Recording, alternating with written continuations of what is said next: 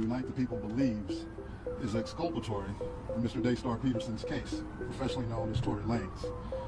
Recently, we've been made aware that a member of the media, Mr. Gianno Caldwell, was working on an op-ed for the New York Post regarding Mr. Peterson's innocence. During his work on that op-ed, he became aware of some information in Unite the People's possession regarding a statement that was given to Unite the People by someone with information relevant to that case. The New York Post recently reached out to the prior District Attorney George Gascon, Megan Pete and her representatives, and Kelsey Harris and her representatives.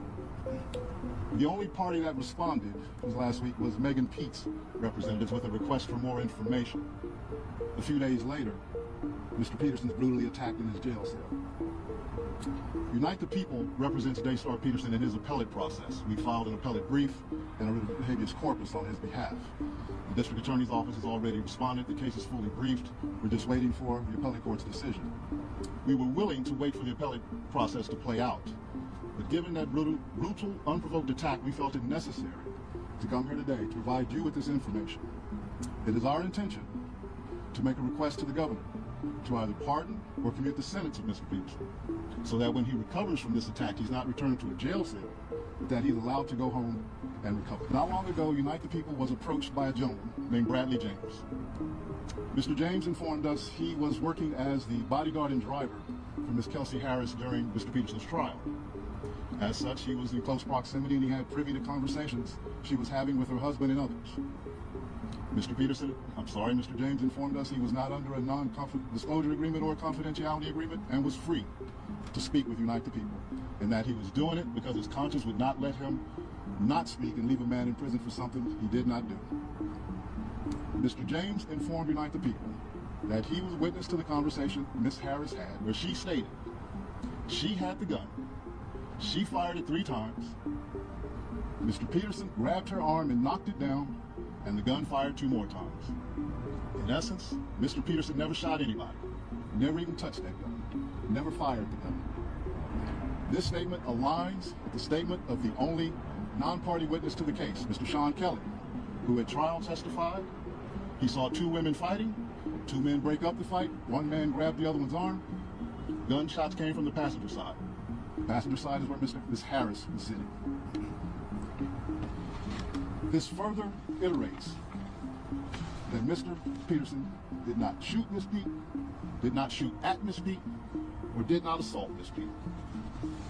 It's just another irregularity in a list of irregularities in this case.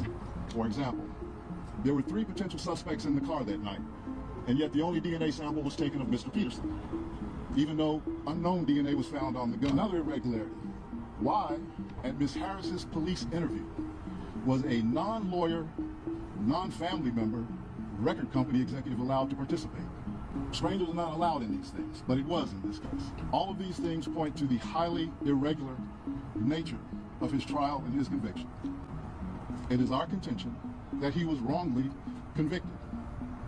And while we at first were willing to let the process play out, it is our contention now that if he is not pardoned or released promptly, he may never come out.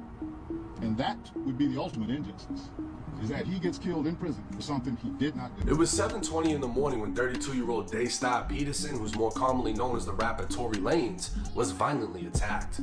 TMZ would originally report multiple sources, including a corrections officer, claimed Tory was on the prison yard, but an updated report from a representative of the California Department of Corrections would clarify Tory was attacked within a housing unit.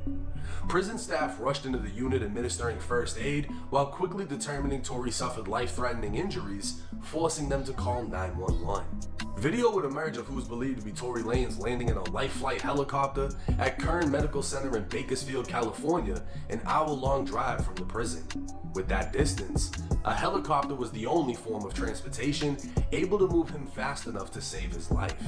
A message to Tory Lanez's Instagram account would state he'd been stabbed 14 times, 7 wounds to his back, 4 to his torso, 2 to the back of his head, and 1 to the left side of his face. Both of his lungs collapsed and he had to be placed on a breathing apparatus. Luckily, Tory was breathing on his own, and despite the pain was talking normally, in good spirits, and deeply thankful to God that he is pulling through. He also wanted to thank everyone for their continued prayers and support. Based on his wounds, it can be assumed Tory was attacked from behind, as the majority of his wounds struck his back and behind his head. Initially, no word was released as to who did it, leaving room for speculation.